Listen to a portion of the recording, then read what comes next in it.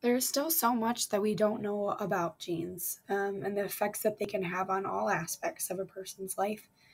The genetic research that has been conducted does not fully explain genes or their effect on development, their effect on psychology, and we don't fully understand the impact of environment on genes, this nature versus nurture argument that we see so often. As Shannon was previously discussing, this research on gene editing is already happening in animals, and we're gaining a lot of useful information from that. But recently, according to the news outlet Quartz, CRISPR is starting to be tested on damaged human embryos in foreign countries. So, as we move in the direction of gene editing in humans, it begs the question, is it really safe to start editing human genes?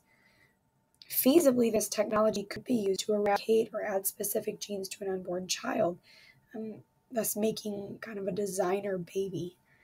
This may not seem so bad at first glance. I mean, you can fix potential genetic disorders, maybe even change the baby's to the desired gender, or other things that could potentially make the child or the family's life better, per se.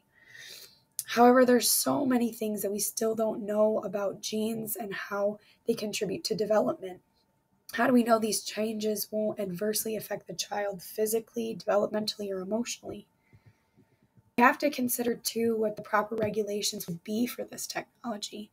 Because without regulations, and really even with regulations, as there is usually always some illegal activity, there is a danger with this kind of technology. If it gets into the wrong hands, maybe an illegal source or even an unethical medical professional, unfortunately, there are some of those, this kind of technology could be used to manipulate people's bodies in unsafe ways and maybe even against their will. In this way, technology like CRISPR could be used to carry out acts of terrorism by editing individuals in maliciously damaging ways. While this line of thinking may kind of sound like a conspiracy theory or maybe just like a worrywart, it is important to think about the worst case scenario when considering this new technology. It is impossible to know every implication that can come from opening this door to gene editing, but it is ethically vital to try to foresee the potentially malicious ways that this technology could be used before we fling that door to gene editing wide open.